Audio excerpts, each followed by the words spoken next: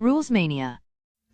हमारा देश भारत कायदे कानूनों से चलता है और हम सब ये सुनते आए हैं कि कानून के हाथ बहुत ही लंबे होते हैं। तो पहले जानते हैं कि ये कानून मतलब क्या होता है। इसकी शुरुआत हुई थी 1872 के इंडियन कॉन्ट्रैक्ट एक्ट से।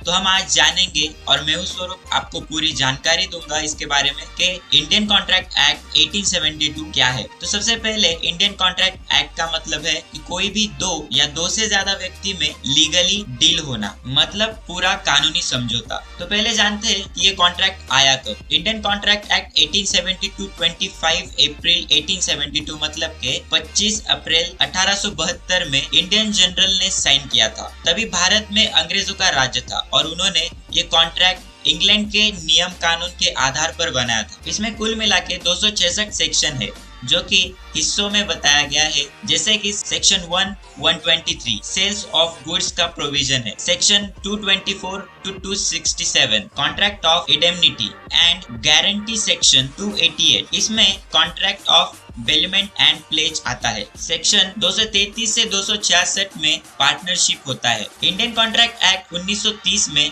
सेक्शन 76 से 130 को अलग करके सेल्स ऑफ गुड्स एक्ट 1930 में बनाया गया और 1932 में सेक्शन 233 से 266 चेंज होकर उसको इंडियन पार्टनरशिप एक्ट किया गया। अब हम जानते हैं कि कॉन्ट्रैक्ट क्या होता है। जैसे कि आपने हमारे पहले वीडियोस में देखा होगा कि एम्प्लॉयमेंट कॉन्ट्रैक्ट क्या होता है, ये मैंने समझाया था। ये सभी कॉन्ट्रैक्ट इंडियन कॉन्ट्रैक्ट एक्ट का एक हिस्सा होते हैं। इसी तरह किसी भी दो व्यक्ति या दो से ज्यादा के साथ कुछ लीगल कॉन्ट्रैक्ट हो तो वो सभी इंडियन कॉन्ट्रैक्ट एक्ट के अधीन होते हैं। किसी भी तरह का लीगल बॉन्ड एक कॉन्ट्रैक्ट होता है। अब मान लो कोई पिता अपने बच्चे को परीक्षा में पास होने से उसको साइकिल ला देने का वादा करता है और किसी कारण वो पूरा नहीं हो पाया, तो क्या वो बच्चा अपने पिता के खिलाफ कोर्ट में जाकर केस करेगा? नहीं, क्योंकि ये कॉन्ट्रैक्ट नहीं है। ये बस एक भावना के आधार पर किया गया एक वादा है जो किसी भी लीगल स्टेटस में नहीं आता। रिलेशन में किए गए वादे कॉन्ट्रैक्ट में नहीं होते।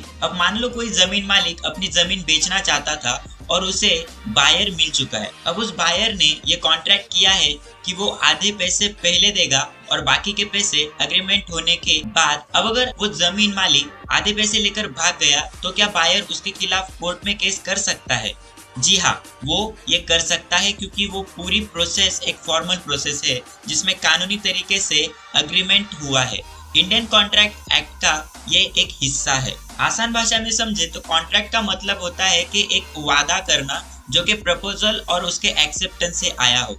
अब प्रपोजल का मतलब किसी भी चीज की मांगनी करना या कुछ भी रिक्वेस्ट करना, और एक्सेप्टेंस का मतलब है कि रिक्वेस्ट को एक्सेप्ट करना। अगर ये दोनों पार्टीज को मंजूर हो तो एग्रीमेंट बनता है और इस एग्रीमेंट के द्वारा कॉन्ट्रैक्ट होता है। तो दोस्तों, ये था सबसे आसान तरीका कि इंडियन कॉन्ट्रैक्ट एक्ट का मतलब क्या होता है और उसका निर्माण कैसे हुआ। अगर आप हर एक वीडियो ऐसे एग्जांपल्स के साथ समझना चाहते हो तो नीचे कमेंट सेक्शन में हमें जरूर बताएं और चैनल को जरूर सब्सक्राइब कीजिए, क्योंकि मैं आपके लिए ऐसे ही वीडियोस और लाता रहूं। धन्यवाद।